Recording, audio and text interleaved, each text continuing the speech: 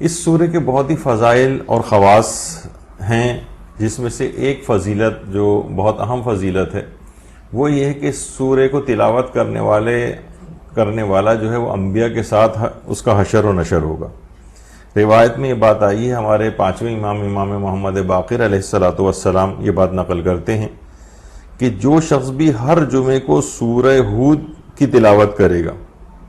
خدا قیامت کے دن اسے انبیاء کے گروہ کے ساتھ مشہور کرے گا۔ جو بھی ہر جمعے کو سورہ ہود کی تلاوت کرے گا، پروردگار عالم اس کو قیامت کے روز انبیاء کے گروہ کے ساتھ مشہور کرے گا، اور اس دن اس کو بے گناہ سمجھا جائے گا، یعنی بغیر کسی گناہ کے، جس طریقے سے کسی بھی کے ذمے کوئی گناہ ہی نہیں ہوتا اور پاک اور صاف بالکل اس کا نامہ اعمال ہوگا گناہوں سے، اس صورت میں وہ انبیاء کے ساتھ مشہور ہوگا۔ اور ظاہر انبیاء جو کہ مقام عصمت کے حامل ہیں، گناہوں کا کوئی تصور ان کے پاس نہیں ہے، ان کی جو ہمراہی کرنے والا وہ کوئی بھی گناہگار کیسے ہو سکتا ہے؟ تو اس سے پہلے اس کے تمام ان گناہوں کو بخش دیا جائے گا اور وہ پاک و صاف ہو کر انبیاء کے ساتھ مشہور ہوگا۔ اور یہ بہت بڑا ایک اعزاز ہے انبیاء کے ساتھ مشہور ہونا۔ تفسیر مجموع البیان میں بھی یہ روایت آئی ہے پانچویں امام کی، اور تفسیر صافی میں بھی ہے، بہار الانوار میں بھی ہے، شیخ صدوق نے ثواب الاعمال میں بھی اس روایت کو لکھا ہے۔ تو انبیاء کے ساتھ حشر و نشر اگر ہر جمعے کو سورہ ہود کی تلاوت کی جائے۔ دوسرا اس کا جو فائدہ ہے وہ ہے کہ حضرت ہود کی پوری امت کے برابر ثواب اس کو دیا جائے گا۔ ہمارے پیغمبر اکرم ختمی مرتبت صلی اللہ علیہ وآلہ وسلم سے ایک روایت ہے کہ جو اس سورہ کی تلاوت کرے گا اسے حضرت ہود اور دوسرے انبیاء پر ایمان لانے والے اور نہ لانے والے، یعنی جو پوری ان انبیاء کی امتیں ہوتی ہیں، ان کی تعداد کے برابر ثواب ادا کیا جائے گا، اور وہ قیامت کے دن شہیدوں کے درجے میں ہوگا، اور اس سے حساب و کتاب بھی بہت آسانی کے ساتھ لیا جائے گا۔ ایک تو حضرت ہود کی پوری امت کے برابر ثواب ہوگا، جس کے اندر وہ تمام افراد بھی ہیں کہ جو ان پر ایمان لائے اور جو ان پر ایمان نہیں لائے، اور جو دیگر انبیاء بھی ہیں جن کا اس میں تذکرہ بھی آیا ہے، ان کی بھی پوری امت، یعنی جو ان پر ایمان لائے، جو ان پر ایمان نہیں لائے، ان کے برابر، ان کی تعداد کے برابر وہ ثواب بھی اس سورہ کے تلاوت کرنے والے کو عطا کیے جائیں گے۔ یہ خود کتنا ایک عظیم ثواب ہے سورہ ہود کی تلاوت کا۔ تیسری چیز جو کہ اس کے فضائل میں بیان کی جاتی ہے کہ سورہ ہود کے ذریعے قوت و طاقت میں بھی اضافہ ہوتا ہے۔ سورہ ہود کے ذریعے تفسیر برہان میں ایک روایت ہے جو ہمارے چھٹے امام جعفر صادق علیہ السلام سے ہے کہ جو اس سورہ کو ہرن کی کھال کے اوپر لکھ کر اپنے پاس رکھے گا، خدا اس کو اتنی طاقت عطا فرمائے گا کہ وہ 100 جوانوں کے مقابلے میں بھی اس کو کامیابی حاصل ہوگی، یعنی جسمانی اعتبار سے بھی اس قدر اس میں طاقت آ جائے گی۔ تو بہت سے لوگ جو بہت کمزور ہوتے ہیں، کیونکہ ان تمام سوروں کی تلاوت کے روحانی فائدوں کے ساتھ ساتھ اور کردار نکھارنے کے اعتبار سے اس کے ساتھ ساتھ جسمانی قوت و طاقت میں اضافے کے لیے بھی سورہ ہود کی تلاوت کو روایت کے اندر بیان کیا گیا ہے۔ یعنی جو اس سورہ کی تلاوت، چھٹے امام یہ جملہ ارشاد فرماتے ہیں کہ جو اس سورہ کو ہرن کی کھال پر لکھ کر اپنے پاس رکھے تو خدا اس کو اتنی طاقت عطا فرمائے گا کہ 100 جوانوں کے مقابلے میں بھی اسے کامیابی نصیب ہوگی اور وہ انہیں مغلوب کر سکے گا، اور جب بھی وہ آواز کو اپنی بلند کرے گا تو وہ افراد بھاگ جائیں گے، اور جب بھی وہ اس کو دیکھیں گے اس سے خائف ہو جائیں گے، یعنی اس کا رعب و جلالت اس قدر زیادہ ہوگی سورہ ہود جو لکھ کر ہرن کی کھال پر اپنے پاس رکھے گا۔ اچھا، ہرن کی کھال پہ لکھنے دماغ میں وہ آتا ہے کیونکہ ہرن کی کھال کے اب کچھ پیجز کی صورت میں اور اس میں حکمہ وغیرہ کے پاس ہوتا ہے کہ جسے بہت مختصر سے، جس طرح صفحات ہوتے ہیں کہ کاپی کے، اس طرح سے جو ہے وہ ہرن کی کھال کی وہ صفحات بنائے جاتے ہیں۔ عام طور پر حکیموں وغیرہ کے پاس یا کچھ خاص افراد کے پاس وہ مل جاتے ہیں۔ ہرن کی کھال کو لوگ یہ سمجھتے ہیں کہ پہلے ہرن کو جا کے شکار کرنا پڑے گا، پھر اس کی کھال اتار کے جو گھروں میں بھی لوگ لگاتے ہیں شکار کرنے کے بعد اتنی بڑی بڑی اسے کہاں جیب میں رکھ کے پھریں گے، تو وہ نہیں ہے، بلکہ ہرن کی کھال سے وہ صفحات ٹائپ کے ہوتے ہیں، اس کے اوپر بھی اس کو لکھا جا سکتا ہے۔ تو سورہ ہود کے ذریعے قوت و طاقت کے اندر اضافہ یہ بھی روایت کے اندر بتایا گیا ہے۔ فقط اس کو لکھ کر رکھنے سے یعنی وہ شخص اتنا زیادہ باروب ہو جائے گا۔ تو اس اعتبار سے بھی آج کل جس اعتبار سے ہے کہ ہمارے ملک کے اندر لوگ چھیننے کے لیے آ جاتے ہیں، چور ڈکیت آ جاتے ہیں موبائل چھیننے کے لیے اس طرح سے، تو اس طرح کی کوئی چیز پاس ہوگی تو ایک رعب اور جلالت ہوگی کہ اس قسم کے افراد دور سے ہی اس کو دیکھ کر بھاگ جائیں گے۔ بہرحال ان چیزوں کے اس طرح سے اثرات ہوتے ہیں۔ سورہ ہود کے ذریعے مشکلات سے نجات، تفسیر برہان میں بھی یہ بات آئی ہے، تفسیر انوار النجف میں بھی ہے۔ ہمارے چھٹے امام جعفر صادق علیہ السلام کی روایت ہے کہ جس شخص کوئی بھی شخص اگر کسی مشکل میں گرفتار ہو تو اس سورے کو 13 مرتبہ پڑھے، 13 مرتبہ، تو اس کی مشکل دور ہو جائے گی اور جو اس کی پریشانی ہے وہ رفع بالکل ہو جائے گی۔ یعنی سورہ ہود کے ذریعے سے انسان اپنے مشکلات سے نجات، کوئی بھی اس کو ایک سخت ترین مشکل پیش آ گئی ہے، اچانک سے کوئی بہت اہم مسئلہ پیش آ گیا ہے، کوئی مصیبت اچانک سے آ گئی ہے، وہ سورہ ہود کی 13 مرتبہ تلاوت کرے۔ اس 13 مرتبہ تلاوت کے نتیجے میں انشاءاللہ وہ دیکھے گا کہ کس طریقے سے مشکلات سے نجات ملتی ہے۔ دیکھیں ان تمام چیزوں کے اندر مسئلہ یہ ہے کہ یہ سب باتیں کتابوں کے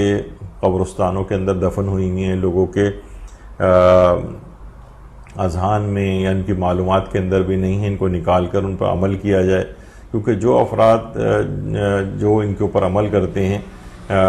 وہ پھر اپنے ایکسپیرینسز جس طریقے سے بعد میں بتاتے ہیں تو واقعتاً ان کے وہی نتائج اسی انداز سے ہوتے ہیں کہ جو کہ روایات کے اندر بیان کیے جاتے ہیں۔ ہماری ایک بہت بڑی مشکل تو عمل کرنا تو دوسرے مرحلے کی بات ہے،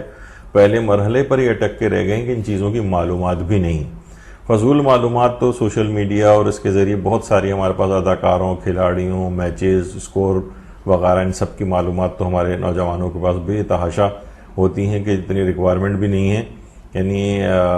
اتنی تفصیل کے ساتھ ہر بات پتہ ہوتی ہے، لیکن کسی بھی سورے کی کوئی فضیلت، خصوصیت یا وہ پوچھی جائے یا اس کے نتیجے میں کیا ہوتا ہے تو شاید ہی کسی کو یہ چیزیں معلوم ہوں۔ تو سورہ ہود کے ذریعے مشکلات سے نجات، کوئی بھی مشکل ہو تو 13 مرتبہ سورہ ہود کی تلاوت کی جائے، انشاءاللہ اس کے نتیجے میں پھر دیکھیں گے کس طرح سے وہ مشکل دور ہو جاتی ہے۔ سورہ ہود کے ایک اور بہت ہی اہم چیز ہے قوت قلب کے لیے سورہ ہود کی تلاوت کرنا۔ یہ بات بھی تفسیر برہان میں بھی آئی ہے، تفسیر انوار النجف میں بھی آئی ہے، علامہ حسین بخش جاڑا صاحب نے بھی لکھا ہے اس کو، کہ ہمارے چھٹے امام جعفر صادق علیہ السلام یہ بات ارشاد فرماتے ہیں کہ جو اس سورے کو زعفران سے لکھ کر 3 دن تک صبح و شام اس کا پانی پیے، زعفران سے لکھے اس سورے کو اور اس کا کسی جگہ اس کو دھو کر اس کا پانی جمع کر لے اور اس کے بعد 3 دن تک صبح و شام اس کا پانی پیے تو اس کا دل بہت قوی اور طاقتور ہو جائے گا۔ اچھا، اس کے اندر دونوں طرح کی باتیں ہیں۔ بہت سے لوگ دل مثلا کمزور ہے، دل کی کوئی بیماری ہے، دل کی کوئی اور ایسی پریشانی ہے تو قوت قلب کے لیے سورہ ہود کی تلاوت اور تلاوت کے ساتھ کیا ہے کہ اصلاً جو ہے جو عمل یہ بتایا گیا ہے اس میں تو یہ ہے کہ 3 دن تک اس کا پانی پینا ہے، زعفران سے سورہ ہود کو لکھنا ہے اور 3 دن تک صبح اور شام اس کا پانی پینا ہے اور اس کے ساتھ ساتھ تلاوت بھی کرے تو کیا ہی کہنا ہے، لیکن یہ کہ اس اثرات سے اس کا دل بہت قوی ہو جائے گا۔ اور یہ بات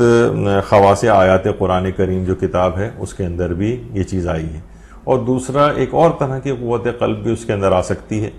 وہ قوت قلب کیا ہے؟ یعنی بہادری اور اس کا دل قوی ہونا، یعنی فقط اور فقط صرف اسی کے لیے نہیں ہے کہ مثلا جسمانی اعتبار سے جو دل کی بیماریاں ہوتی ہیں فقط اسی ہی کے اندر کارآمد ہو۔ قوت قلب سے مراد یعنی کیونکہ مطلق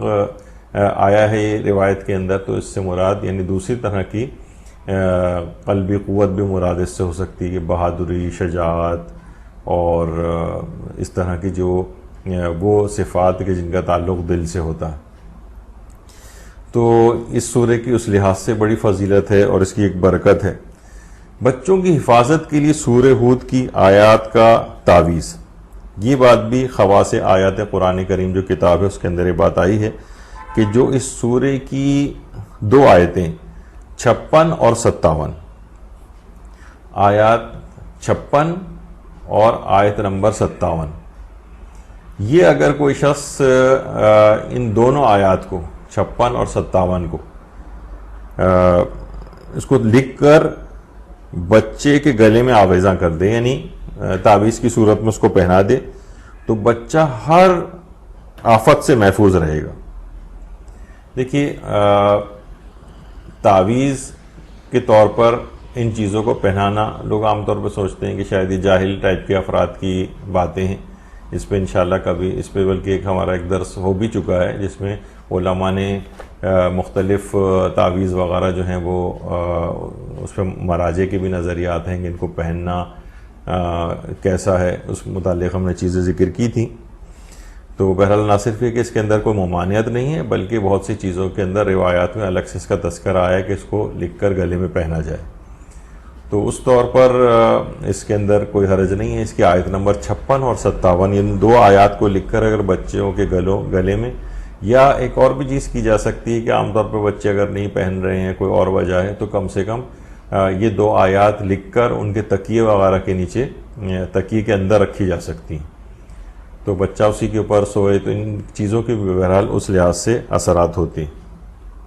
بچوں کے لحاظ سے بہت سی چیزیں آتی ہیں کہ ایک تو یہ کہ جو 56 اور 57ویں جو آیت ہے کہ اس سے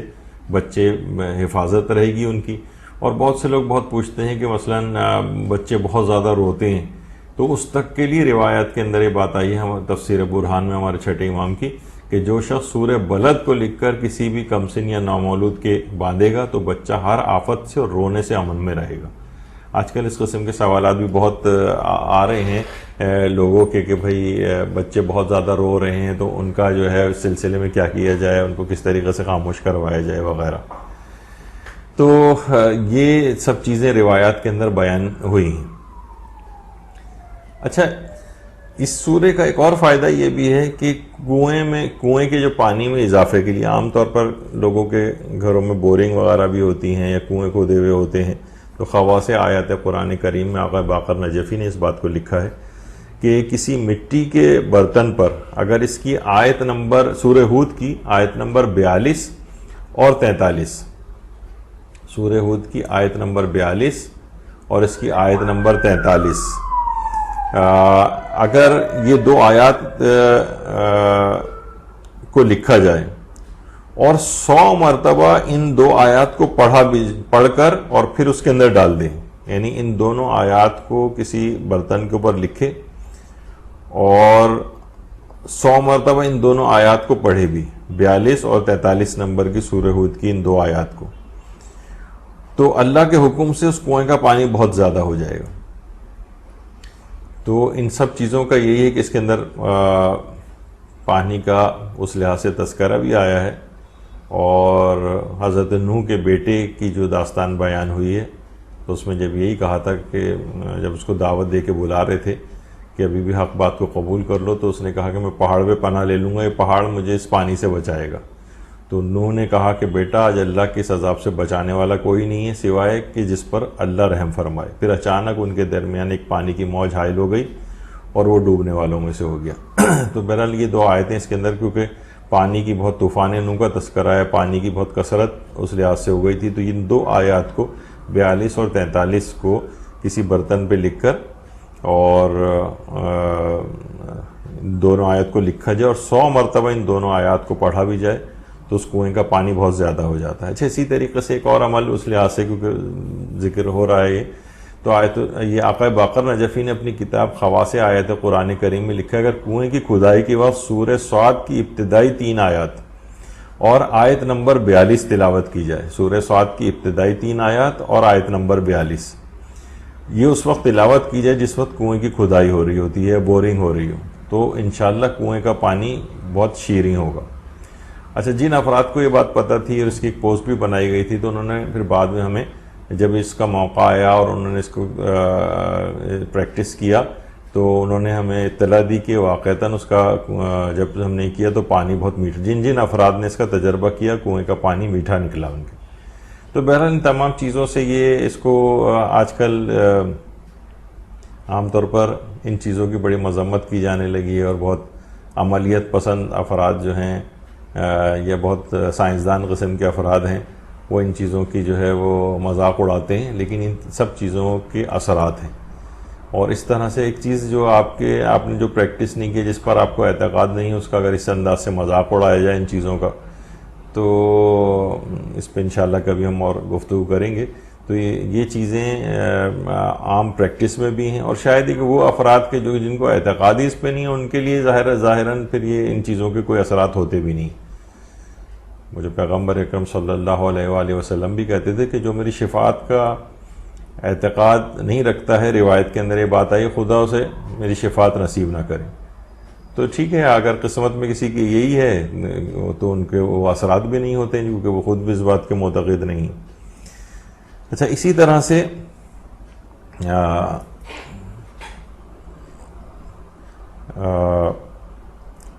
مشکلات کے حل کے لیے تو یہ بات آ گئی تھی کہ سورہ ہود کی تلاوت کی جائے. اچھا، اس میں ایک اور بھی چیز ہے، سواری پر باحفاظت سفر کے لیے بھی سورہ ہود کی آیت نمبر 41،